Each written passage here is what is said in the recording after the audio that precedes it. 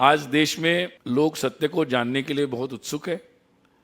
हम भाग्यशाली है कि हम अब इस समय में चल रहे हैं कि जहां लोग अच्छे से सत्य को जानना चाहते हैं।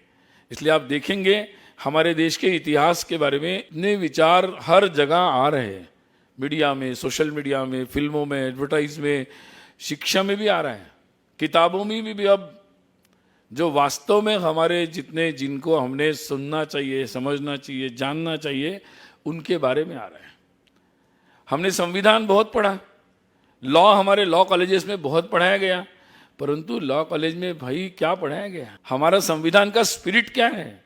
वो गुरुकुल के ज्ञान की बात करता है। जब हम अपने गवर्नेंस की बात कर रहे हैं तो हम भगवान राम का चित्र लगाते हैं कि भाई राम राज्य आना चाहिए, इससे ये गवर्नेंस ऐसा होना चाहिए।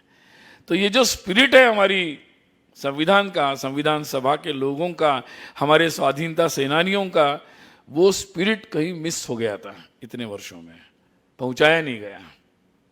आज मुझे लगता है कि दुनिया खुल गई है, अब किताबों में भी ये बातें आने लगी है, आ रही है। कुछ लोग चिल्लाते हैं, उनको तकलीफ होती है, लेकिन ये बातें आएगी, कोई नहीं रोक सकता उसको, क्योंकि वो सत्य है, वो अपनी जगह लेगा ही लेगा, पक्का लेगा।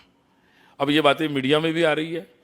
अब कुछ लोग छुपाना चाहते हैं कि देश के कौन से हिस्से में क्या हो रहा है, लेकिन आ रहा है, एक एक राज्य में क्या क्या हो रहा है, इस पर भी फिल्में आ रही है, लोग हिम्मत कर रहे हैं और लोग उसको सपोर्ट भी कर रहे हैं। हमारे महान इतिहास के जो ग्रंथ है उन पर भी आनी चाहिए बातें, आ रही है, लोग उसका सपोर्ट भी कर रहे हैं, होना चाहिए। क्योंकि मैंने कहा ना कि जो सही है, सत्य है, हमारे देश के लिए हित में है, उसका सपोर्ट भी लोगों को खुल के करना चाहिए। तो माहौल बनेगा तो सब लोग उसको समझेंगे कि हाँ भाई हम भी कर सकते हैं। और इसलिए जो गलत है, अगर देश में, देश के हित में नहीं है तो बोलना पड़ेगा। केवल टीवी पर नहीं बोला जाएगा, सबको बोलना पड़ेगा। अगर देश में घुसपैठ गलत है तो गलत है, बोलना पड़ेगा कि गलत है, बोलना पड़ेगा लोगों को। तो जो देश में जो गलत है वो गलत है, जो देश के हित में है वो हित में है।